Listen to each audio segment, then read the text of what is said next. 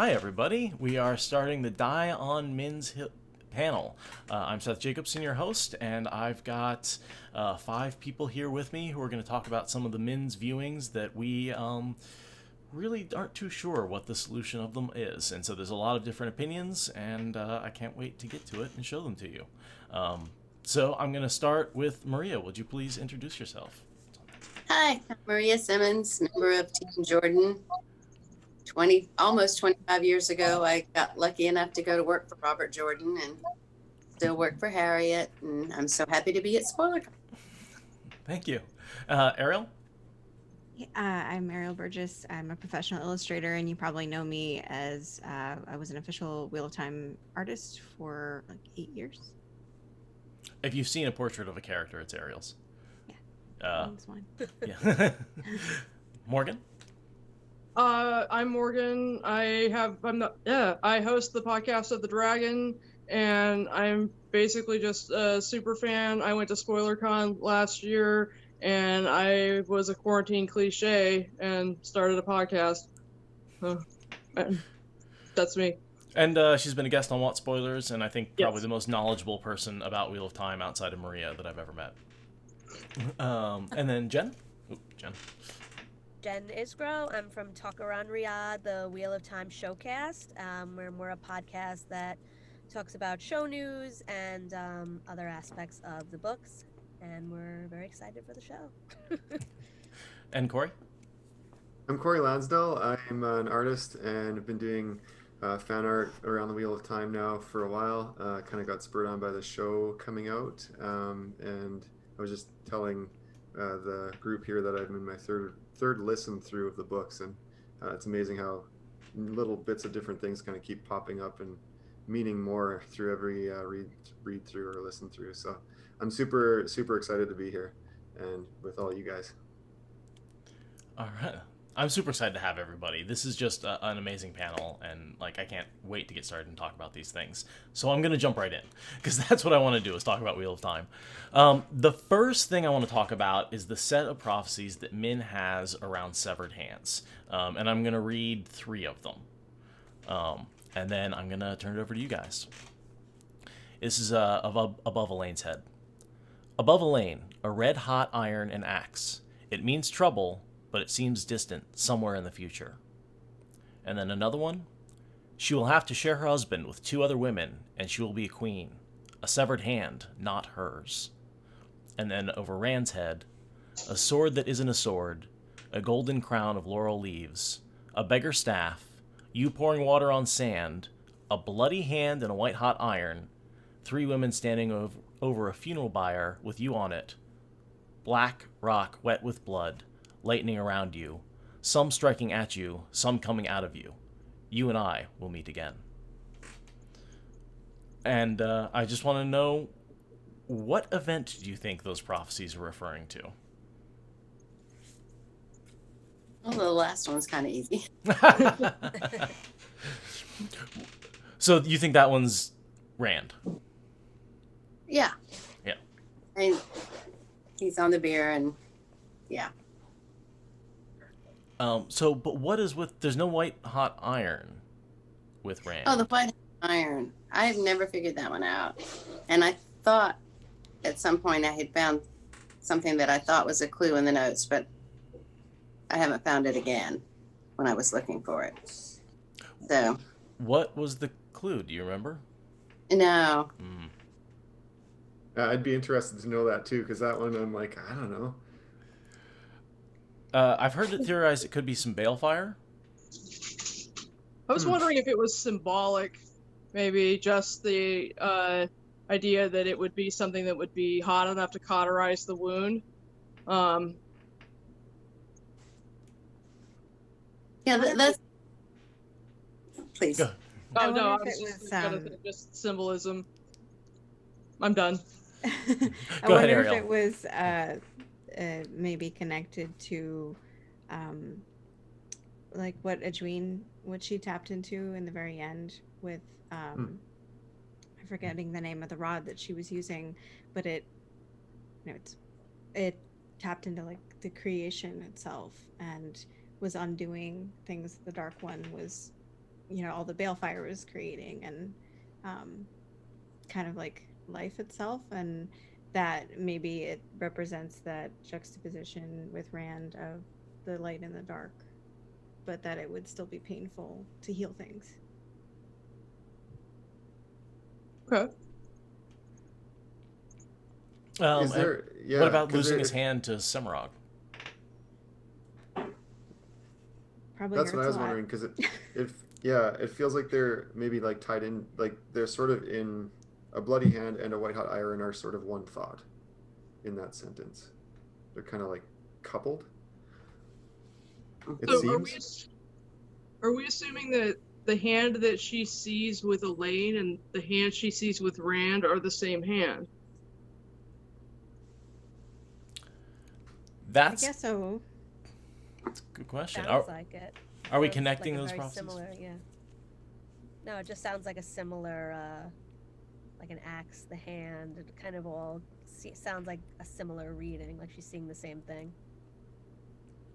Because you could think that the axe with the hand with Elaine could be something where symbolic enough, like Elaine is going to have to dispense really harsh justice at some point, and might have nothing to do with Rand's hand.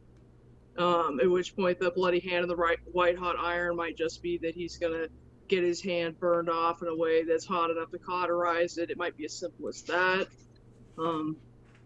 Just as one of the thoughts that I've considered. Or maybe her having to fight to be really crowned, because the saying, chew off your the idea of chewing off a trapped limb to get out of a situation, like maybe the symbolism of how she had to like restake her claim.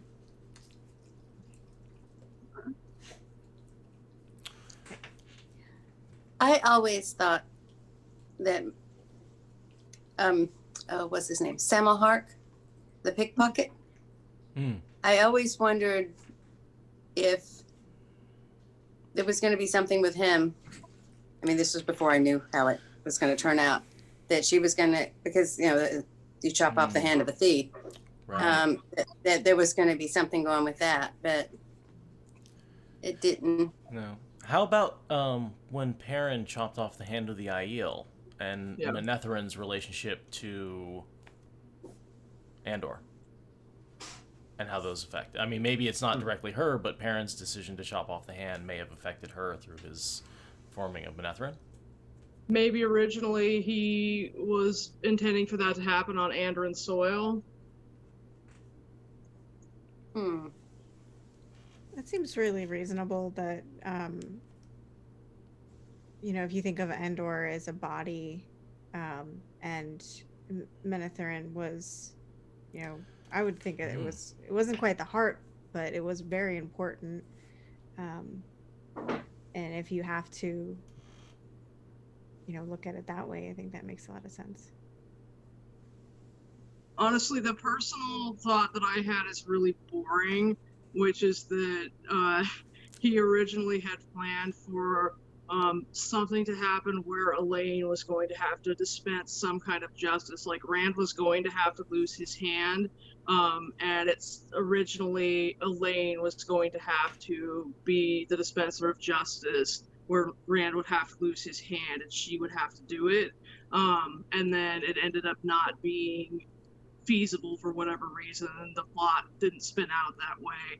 And since vision can mean anything and it's ambiguous enough, it's just sort of like, if it doesn't come to light that way, it's not like it's the end of the world. So that's my boring headcanon for that, but just as a thought. And I who- was also. I'm sorry. we all jumped. I Who know. would we consider Elaine's right-hand person in becoming Queen of Andor? And that's kind of what I was thinking. Brigida. I guess it was Brigitte. And she was kind of chopped down, wasn't she? Oh, eventually. Yeah. About a head height. Yeah, right about. Jen, you were going to say something? I was just gonna say that just the bloody hand in general could be like another Jesus analogy. Yes. He has the cut in his side too. So that's like just another, that could have been just his idea that he put in the beginning. That's a very good thought. And then just never really fully was able to. Yeah, I mean, realize it. I mean, he does have his hand burned off, so That's true. he Yeah, does lose the hand. he does lose the hand. So, That is a good unless point. he just did have another idea and then He has you know, two burns changed and it brings. right, yeah, right, and he has the heron mark. That's another, yeah, it's part of it too. Any relation to his brother Galad losing his hand? Maybe. No. I got a lot of shrugs on that one. All right, well, maybe brother. it's gotta be Yeah. like let's move on to the next prophecy. I want to do just a quick look at Avienda's babies. So this is a prophecy for Avienda. Now, Avienda would have Rand's babies, too. 4 of them at once. Something was odd about that, though. The babies would be healthy, but still something odd. And I'm wondering, A, having 4 babies is relatively uncommon, right, without Taviran or fertility drugs. And so what causes that? And B, what's odd about them? Corey? wise minds. Corey, do you have any theories? Yeah, well, I mean, I was doing some research on this because I'm like, I don't know. So I was looking online at some stuff and I don't remember, sorry out there, I can't credit you because I forget, but somebody had said that perhaps she can't have children. And so, but at some point she goes through some sort of sister wife or some kind of Aiel ceremony to become the adoptive mother of some of the other children that are born to Rand. And so I thought that was kind of a neat theory, and I'm not super well versed in the Aiel culture, but there's probably something in there.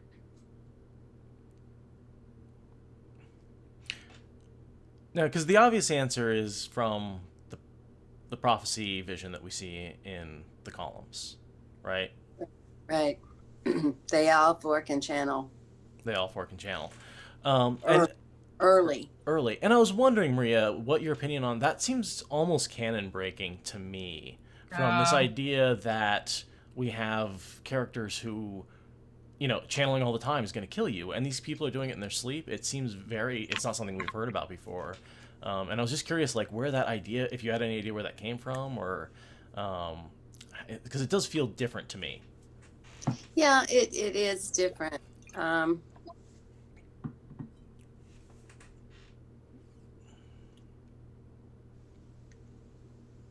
there's also the problem that genetically the 4 shouldn't match up to the parents they have. So there is another thing I've seen on the internet, and it is totally not canon, but that 2 of the kids are Rand and Avienda's, and 2 of the kids are technically Moradine. I mean, after the swap, which I find kind of fun. But like I said, it's not canon. Right. I don't know the answer. Does anyone else have speculation? I mean, with her injuries, it makes sense that she might not be able to. Also, it's kind of unfair to say, like, hey, you broken back and messed up legs, but also you're going to have 4 kids, and if you're going to be Rand's genetically, then you have to already be pregnant, which is pretty rough. But yeah, I kind of thought it would be interesting if it was more like an order that gets created, that she founds, and maybe teaches these kids, or maybe they are biological, but I don't know. That I kind of like Corey's theory that he was talking about. It's not mine. I don't know whose it is. The one that he found. Yeah. How about you, Jen? Any theories? Yeah, I was just thinking, did she get pregnant before the last battle? Was she pregnant, or does she get pregnant, or supposedly after, Right. like after the story takes place? Because then, yeah, it wouldn't really be like Rand. It's Rand, but it's somebody else's body that's doing it. So that would be odd. But this body that Rand is in can light a pipe without a match. So there's all kind of weird stuff going on Right. because I don't know the answer to how that happens. We just have no idea. I didn't ask that question when I should have. So Can Rand and Moradin's body make his children be genetically related to him from the old body? who knows? Maybe Rand can heal Avienda's stuff with like snappy snap. That's a good point. That would Maybe be Rand's nice. powers are like fertility drugs. But that would be super nice if Avienda didn't have to live out the rest of her days crippled. Yeah. I love Avienda. Oh. Yeah. Okay, I think that's good for that one. I want to talk about the prophecy that I think Rand gets this one wrong, but I just wanted to brush on it briefly. Who is the other man? Rand, I saw you and another man. I couldn't make out either face, but I knew one was you. You touched and seemed to merge into one another, and one of you dies, and one of you doesn't. And Rand immediately says, oh, that's me and LTT. Ram was wrong. I think. Yeah, it makes sense for that to be Moradin, especially with how they were kind of almost doing the crossover beforehand when the Balefire streams touched. So yeah, to me that I had always wondered about that, and then the way that it ended, to me, that immediately solved that vision. Mm-hmm. Yeah, and we saw some evidence with when the hand got burned off, Moradin had some pain there. Yeah. Right. Yeah. So There was definitely some cross And he feelings. he stabs himself in the hand when they're in the Pit of Doom to make Rand drop Kalendor. So my question was... Nope, lost it. Anyway, moving on. Sorry about that. No worries. And the next one that I think really in when we were talking was the one I was the most interested in. I think we got the most interested in, which is the one about Gawain.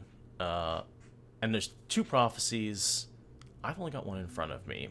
Maria, I think you had the other one last time, right? I have to explain stream. I'll read the first one and then I'll get you to read the second one if that's all right. Fine. Wonderful. Gawain kneeling at Egwene's feet with his head bowed, and Gawain breaking Egwene's neck, first one and then the other, as if either could be the future. She had never seen that fluttering back and forth, as though not even the viewing could tell which would be the true future. Worse, she had a feeling near to certainty that it was what she had done this day that had turned Gawain towards those two possibilities. Okay. And Egwene's dream.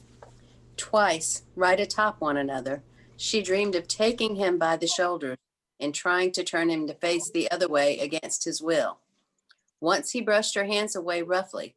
The other time, she was somehow stronger than he. The two blended together hazily. In another, he began swinging a door closed on her, and she knew if that narrowing gap of light vanished, she was dead. And I think I saw a lot of really good speculation around that narrowing gap of light. I was hoping, Morgan, you want to start us off? So if the narrowing gap of light vanishes, she's dead. That's Egwene's dream. Because I feel like it's a fork in the road with Min's vision. And if he takes the one branch, he has a long life in bed. And if he takes the other, then he breaks Egwene's neck. And so the choice that she made that day set him down that path, because it is a symbolic action. It's not that he, actually kills Egwene out of a murderous intent. It's more that just his impulsive actions and childishness, and also just the situation itself, because some of the choices that he makes are logical in the moment, lead to her death. Her dream, it's like, if the light vanishes, then she dies. So that means that the light vanished, because she did die. And so I'm trying to think of, he's the light. That's what happened. He vanished and she died. I like think, that. I think no matter what, she was gonna die in the end because, Yes. well, I think from the dream, what it's saying is that like if she was successful in pushing him away, the assassins, the blood knives, were going to kill her anyway, and he intervenes in that and saves her life. But because he intervenes, he dies in the battlefield, which kills her heart, and then she dies. And I think the light represented the source. The source. That if the source was gone, if the source was out, then she was going to die, and she overused it, and that removes it from her, which kills her. So no matter what, like, she was going to die on that battlefield. See, I'm wondering if he's pushing the door shut and him shoving on the door is just his willfulness and his stubbornness, and so him shoving on that to get the door shut, and then yeah, he that just occurred to me that he's her light. So yeah, that's. What are you grinning at? Oh, the kitten. Oh, she's so annoying. Ariel pulled one up. Oh, it's Ariel's. I was thought we were talking about mine. Oh. You're getting mine. Okay. Yeah, she's demanding that she be picked Okay. up, and I figured she would be quiet if I picked her up. I wish that worked with mine. Oh, there she goes. Jen, did you have any thoughts on that? I really like Morgan's idea. I was like, as you were saying it, I was like following along with your thoughts that he was like the light. But yeah, definitely the choices that he was making caused, himself to go and then caused her to die. So I definitely think that's what it was. So he actually, I think the kneeling to her could have been like him becoming her warder and him like becoming, her boyfriend or whatever he was. And then the breaking of the neck is like the next thing. So kind of like they both happened. Right. Right. That's what I wondered. That flickering back and forth. Yeah. Well, and so I had a question or maybe a thought or whatever, because it's like the way it's worded, it says, as though not even the viewings could tell which one could be the true future. Mm-hmm. Like that line to me is the one thing that just causes me pause on this whole thing, because it feels like the interpretation is that it's maybe one or the other. And I'm wondering, because I feel like their relationship was so strained and weird and stuff. And I'm sort of feeling like Gawain never really like completely submitted to her. Like he never entirely bowed to her. And I wonder if, because he was like, he did in a way, but he was always still machinating his own machinations. You know what I mean? And I feel like maybe if he had completely bowed to her, things maybe would have turned out different. Like it seems like, and by his actions of not completely bowing to her, she died. Because he was strong-headed and didn't listen to her. Yeah. Which is a lot of relationships. Yeah. Yeah. None of mine.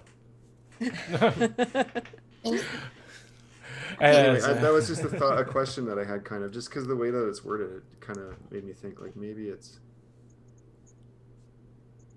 But I don't know how that relates to the dream. If you kind of weave those together, I'm not sure. Do you think that they're kind of? I think they're permanently entangled with each other. They push and pull. They have opposite personalities, and yet very similar personalities. And his stubbornness and her stubbornness both makes him successful. But in the end, it's the kind of thing that leads to their deaths. Well, how do you think Aeginan fits into all of this? Any way at all as a replacement warder? I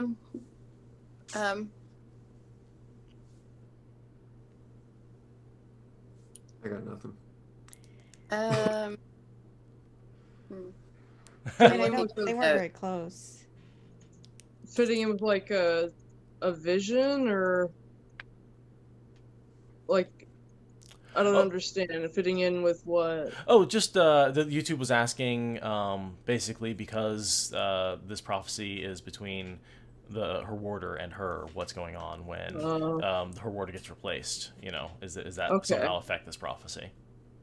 And does she fit into this at all, or is that something that was more sort of because she had her own prophecy that she would be the warder? She did. Well, she had a dream, a prophetic dream about a Shanshan helping her up the mountain. Right. And so, But- it's, yeah. So curious if- here's a question: yeah. Did Min foresee Egwene's death? Like when they first meet in the tower, and Egwene asks her, "What do you see about me?" and she tells her a couple things, and then she's like, "Oh, all kinds of things," and she doesn't like to read Friends. I always kind of wondered, did she see that she was going to die? Just as a question or a thought. Huh.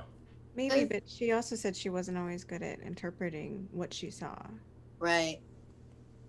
Because I think it's she. Sorry. not I think that's true though. not with Yeah, I it. think she used that sometimes because she didn't want to tell people what. That's what I was just gonna say. I honestly don't know if I believe her every time. I think she's Yeah. sort of like Well- dancing around stuff.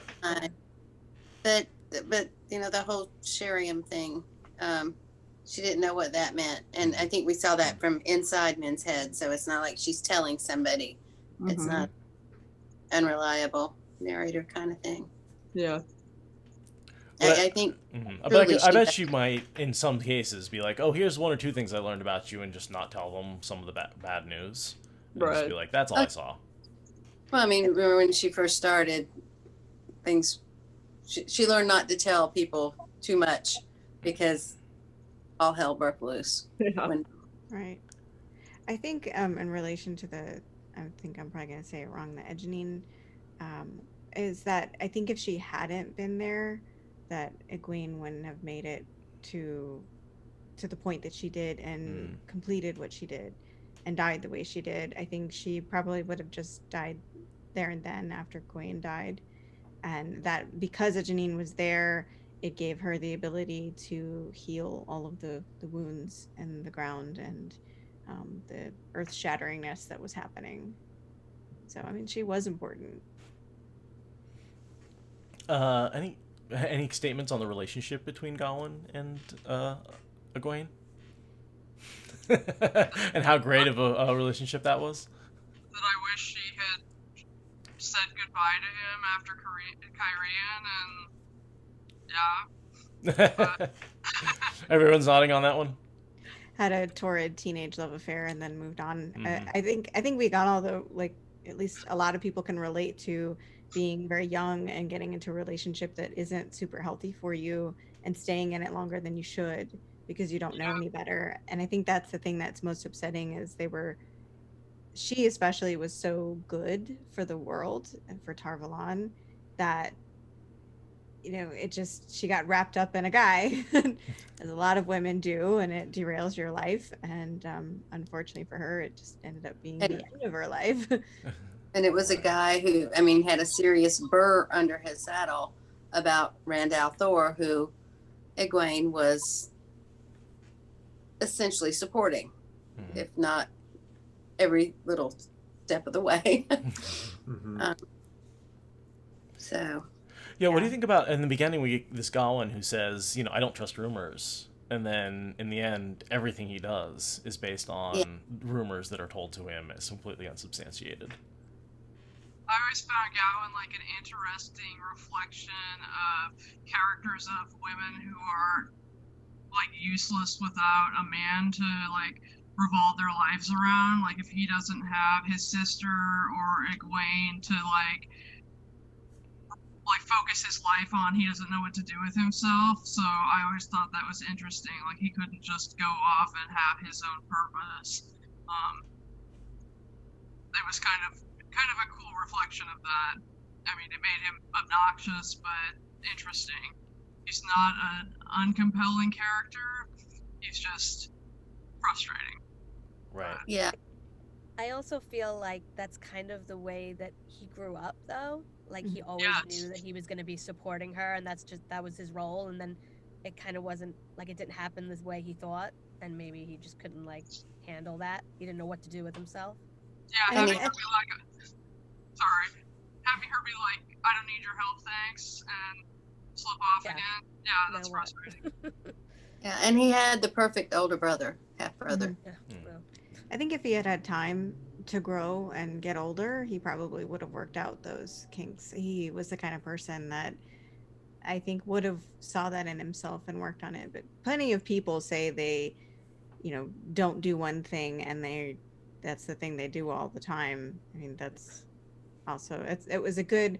He was very real, and I think that's part of why he's so frustrating is that he was a well-developed character that was very like real people. Mm-hmm.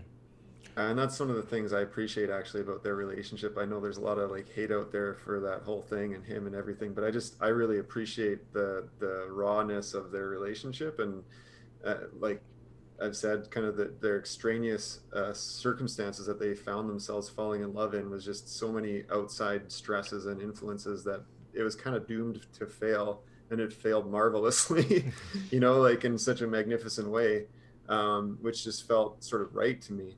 And I can really kind of, in a sense, I can relate to Gowan as a young, and I think of myself as a young man.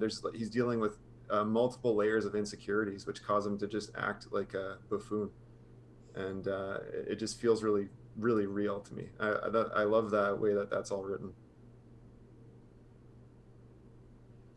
Yeah, whereas Egwene is she's got the hormones of a teenage girl, and she just wants to fall in love and have that romance that we get when we're young, and yet she also has the weight of the world on her shoulders and has to make Mm-hmm. these big decisions, and is constantly fighting against people telling her you're wrong, you're not good enough, you don't know what you're doing. You want one safe space, and I think that's part of why they revolved around each other so much, is like he was her safe space where she could just be a teenager. Yeah, and he was a stud too. I mean, he's like really fit and a crazy swordsman and all that jazz. Like, come on. Well, they're main characters, everybody's hot. Right. That's true. I've seen the casting. That's true. Quick Oh, question: do you think Galad would have been a better match than Gawain? No, The head of the Reformed White Cloaks with the Amerlin seat? no, he's too much of a stick in the mud, and she's too stubborn. And while for some reason I feel like his match with Berylene it works, I just don't see him working really well with Egwene. Like I said, I ship her and Perrin. I think they work really well together. But yeah, Yeah, I second that. I think that I don't think that relationships in the series are necessarily unbelievable. They're just ill-considered, and a lot of them are shallow, which is logical for the end of the world, because you're going to take who you can get because you don't have a lot of time, and for being really young, and that makes a lot of sense to me. I don't think her and Galad would have worked together. He wouldn't have pushed her in the right way, and I think she would have spent more time fighting him on following the rules, because she had to break a lot of rules to make things better, and he was all about the rules. Him and Berylene is like a perfect match. Like, they're like great choice on her part. Well, Yeah. that I think was formed entirely on physical attraction. But it was I don't know. I think she's calculated. I think she's really smart. Yes. She's one of my favorite characters because I think she's very calculated, and I mean there has to be. Yeah. Well, it doesn't have to be, but it's important to have some kind of physical attraction. Right. And she didn't, but she definitely asked about him after she saw him. Yeah. Yeah. And then she's like, "Oh, interesting. That's a powerful position." This works for me on Yeah. all multiple levels. Yes. I mean, look at those eyes, but also Look at that army. Yeah. Yeah. Well, and the connections, the real connections, and they're probably related in some way. Oh, that's a good point. Do we know anything about the relationship between Andor and Barillon's country, which I'm blanking on? Mike. Nate? Yes. I think they have good diplomatic relations, but I don't know. Probably decent trade. Mhm. Yeah. No If you're family basing relations. it on anything in No, European royal history, No significant family relation. Nah. All right. Well, let's get off of Gawain, since that is everybody's favorite subject. I actually wanted to talk about a specific prophecy. This is a dark prophecy.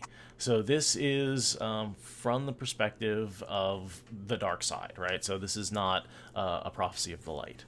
And I wanted to ask in this prophecy, who is the first among vermin? And I've got 3 possibilities I can think of, but we'll let you come up with your own. Excuse me. Forgot to have that in front of me. In that day, when the one-eyed fool travels the halls of morning, and the first among vermin lifts his hand to bring freedom to him who will destroy, the last days of the fallen blacksmith's pride shall come. Yea, and the broken wolf, the one whom death has known, shall fall and be consumed by the midnight towers, and his destruction shall bring fear and sorrow to the hearts of men, and shall shake their very will itself.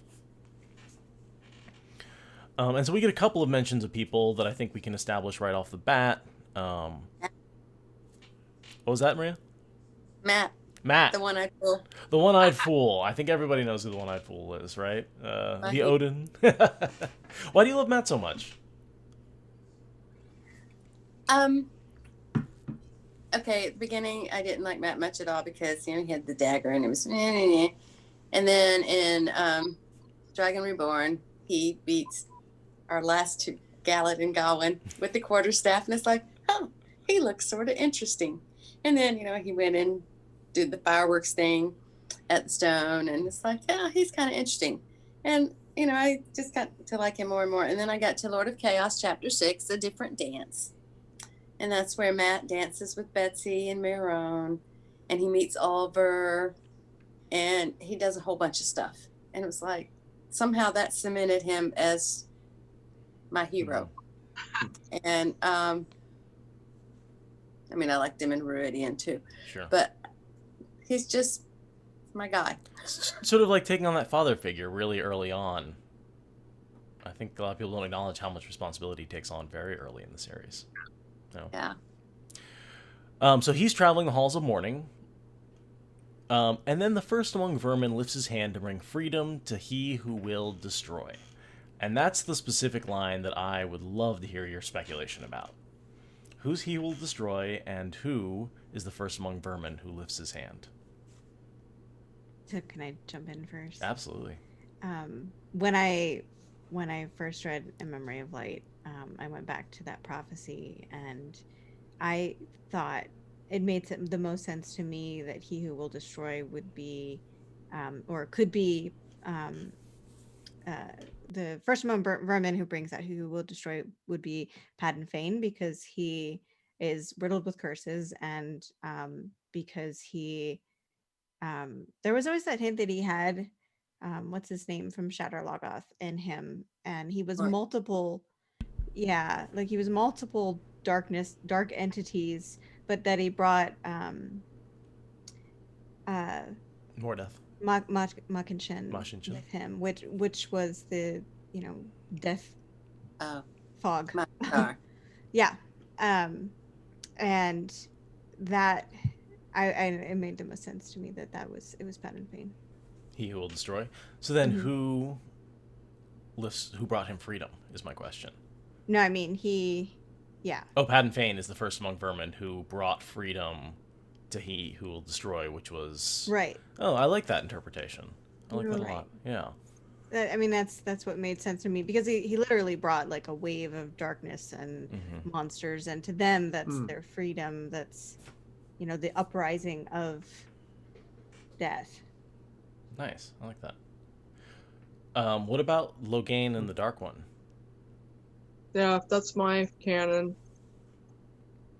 The male channelers are called vermin by Aes Sedai, and are thought to be so by so many people who view channeling among men as something, disgusting and terrible, and it's considered just about the most horrible thing you can imagine. And because if it's a dark prophecy, then none of, like, Mazrim Taim is not going to be considered the first among vermin because he's a dreadlord, and so he would not be called that in a dark prophecy, so Loghain would be the one.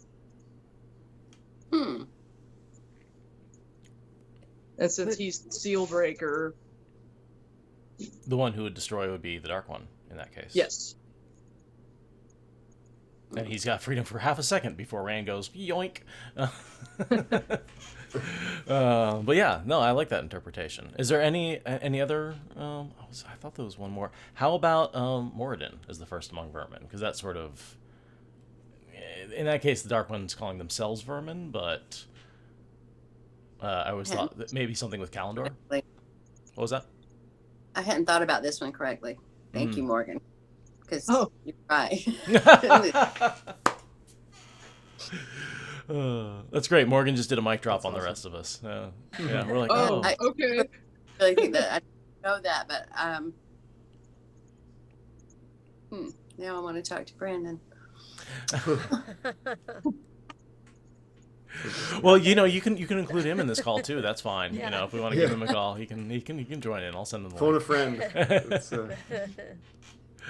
All right. Well, we've been going for 45 minutes. I was just curious if there's any other prophecies or any other questions we had from the YouTube channel that they wanted us to talk about. Ronell asks if Andral could be first among vermin, with Loghain being he who will destroy. So Andral lifts his hand to free Loghain. I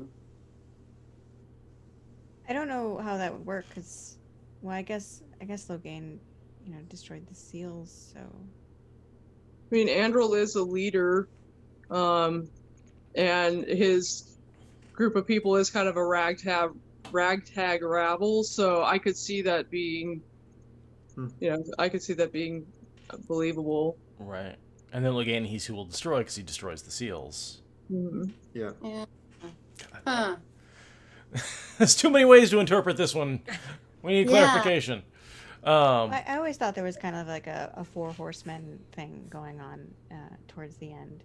And that's kind of why I leaned toward Padan Fain, because he was either pestilence or death. And, from the dark side of prophecies, it seemed like this was like a good thing. So I could never really figure out who. I think Morden would be war. Pestilence. Yeah. All right. So we've got, I would say, Dark One, Death, Fain, Pestilence, Moradin, War. I don't know. Actually, I'm gonna give Demandred War. Yeah. Yeah.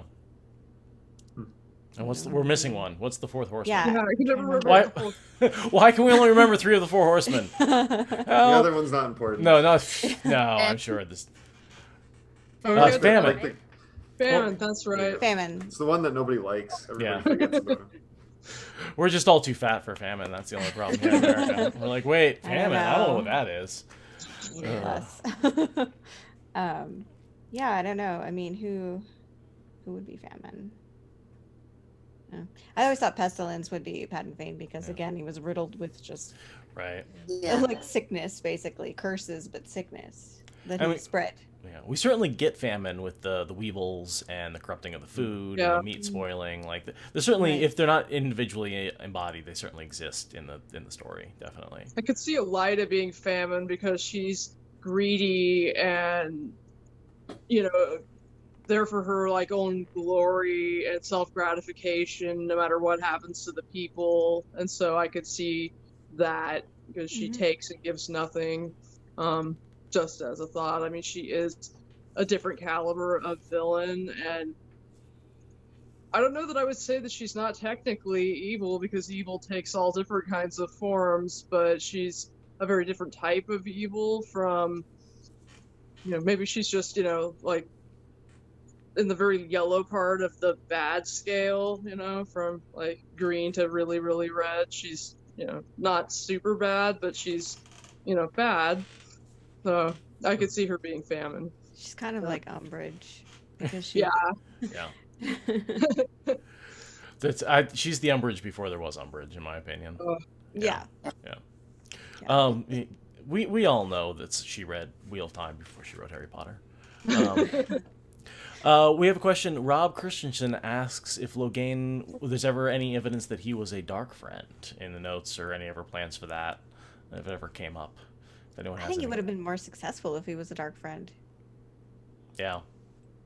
Like things would have been so hard on him if he had been an actual dark friend. Well, I mean, he probably. Kind of makes me think of Snape, because nobody knows exactly where his loyalty is until you get to the very end. And Mhm. Yeah, but I would say Logain, his loyalty's all over the place, whereas Snape's is pretty solid the whole time. but to outside observers, it isn't. Yeah, fair enough. Right. Yeah, it's very true. I think in a way Logain's loyalty was to himself. Yes. Mm-hmm. No, and I think that's his transformation in the last battle was really well written, because he realized he shouldn't be in it for just himself. Yeah. All right. I don't remember any hints though to answer that question. Oh, Yeah. Here's a good question about prophecies. What is the remnant of the Aiel? Sean Chan, or is it the excuse me?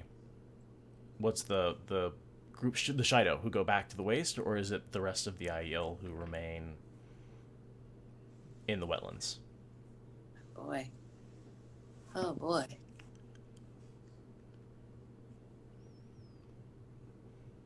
I'm not sure. I think I have known this, but I haven't looked at it lately. Right, because the remnant of a remnant is, you would say the first remnant is, first you have the Gen, and the first remnant would be the Aiel. Right. And then what's left after that, you have... But you could say what's the people who get converted into the Aiel in the wetlands aren't really Aiel anymore, and the only true Aiel that are left are in the wasteland are the Aiel. And so that's I saw that argument, and so I was wondering if anyone could lend any credence to that. I don't know. I mean, I wish we had another book after that to tell you what happens. Happens after, yeah. Mm-hmm. It's kind of why I read the whole series, and then you get to the end and you never get those answers. What's going to happen in the world? And I guess it's to just kind of realize that things are going to keep happening, and there's just going to be a continuation of history, just like now, and it's just a snapshot in a whole world history. And I don't know. I think it's up to speculation. I would think that all prophecies are, even in how they're worded, subject to internal bias of whoever speaks the prophecy, just as religious texts are. And so I'm wondering if the remnant, pardon me, if the remnant of the remnant is maybe those of the Aiel who are in the wetlands who keep to their old ways, because I would assume that once they come to the wetlands, there are going to be plenty of Aiel who find things about wetlander culture attractive and are going to want to do that, and are going to think mom and dad are a drag for hassling them about wanting to do things that are, wetlander culture ways, in much the way that, like, people who come to America and their parents want to hold on to the old ways, and the kids aren't, they're absorb American culture and they want to stick with that, and despite the fact that it makes mom and dad really sad. So I'm wondering if it might just be that a remnant of a remnant will keep to the core new Aiel way, the way that's their new culture after they gave up the way of the leap, and that the rest will kind of be absorbed into the wetlands, as a thought. Cool. All right, well, we've got about 5 minutes left. Is there any last thoughts anyone wanted to come about the prophecies, or anything particular? Maybe one last question from YouTube, if we have any. All right, nothing from YouTube. There's always a bit of a delay here. We talk here, and then it takes a few seconds to get to them, so we gotta wait. And then we gotta wait to talk the questions. So, guys, this has been a great panel. It was such a pleasure to talk to all of you. I like the ideas that everyone threw out here. I feel like I learned a few things. One final question before we go out. Where did all these prophecies come from? Like, why is the pattern dumping prophecies on people? Why are we able to see the future with Min specifically, and then with all the Aes Sedai who have foretellings, And also prophecies of the dragon. and prophecies of the dragon. Like, where? There are prophecies, and I think it's just in different ages, different things happen. And that age, that sort of thing, kept things going. They didn't have the standing flows from the Age of Legends, and they didn't have the internet like whatever age we're in. And so they had prophecies to try and help guide things or identify things. I wonder if it was, in a way, kind of like tapping into the true source. The people who could see the prophecies were actually either channeling in some way or in partly connected to the true source, where they weren't, but in order to not like go insane or get overwhelmed, they weren't completely connected, and so it was like partial. My interpretation. Sorry, Go ahead, Maria. No, please go ahead, Corey. I just was wondering. To me, it feels a little bit like, and I don't know if this is canon or not. This might be outside canon, but it feels to me a little bit of like interjections from the two sides of the coin, trying to influence potential events. And I don't know if that's, yeah, like, but I know there's a lot, like the creator doesn't technically work inside the wheel, right? So I don't know, but that's kind of, to me, it's sort of like or I guess maybe it's the true source and the one power, maybe, and they're operating. We have dark and light prophecies. Yeah, and so maybe they're operating as an agent of those two sides within the wheel to kind of stir things up.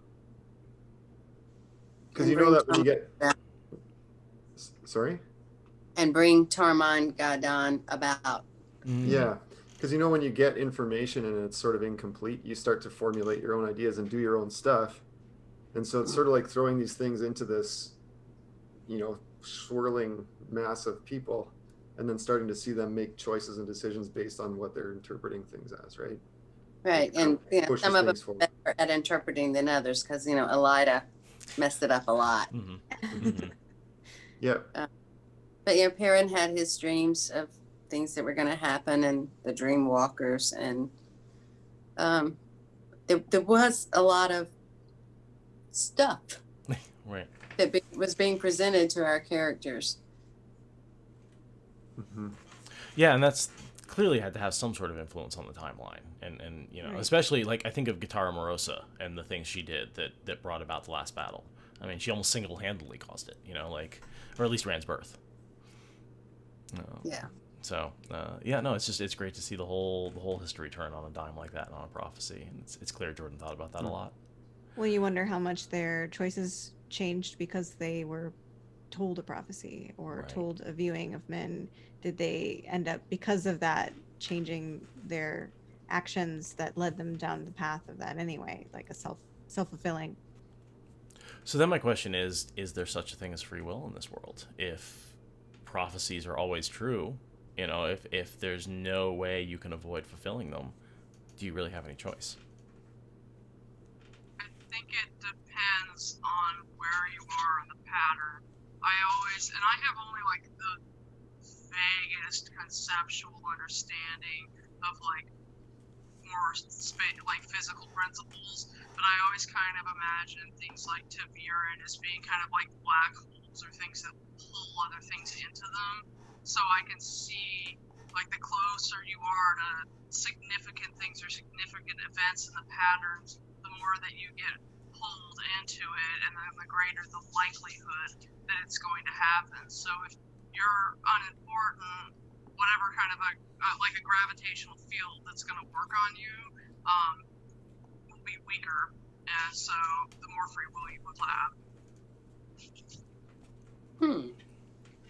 have. That's exactly what I always thought. More to veer and more problems. Yeah. Yeah. Oh, what it boils down to, yeah. Yeah, and yeah, that's the way it seemed to me. Jen, any ideas? I was thinking the same thing that Ariel said, Yeah. where like, if you didn't hear the prophecy, then all these things wouldn't have happened. Like if Maureen and Swan weren't there to hear the prophecy of Rand, then they wouldn't have like never found like just Yeah. all the events wouldn't have happened. So Yeah. the prophecies, who hears the prophecies is, has to happen in a certain way for them to come true. And is it ordained that they hear the prophecy? Right. Well, It's like the prophecy about them hearing the prophecy. Right. Like, well, I don't know, but we are ordained to end this panel right about now. So thank you so Thanks, much for David. everybody. That was wonderful. I love the discussion on there. Everyone who showed up, Maria, Jen, Corey, Morgan, Ariel, all of you, this was just wonderful. Thank you so much for being here. The next thing coming up is going to be a artist live stream from Rocco Rachel, and we're also doing the Content Creator Trivia Showdown tonight on Discord. If you're interested in that, go check it out.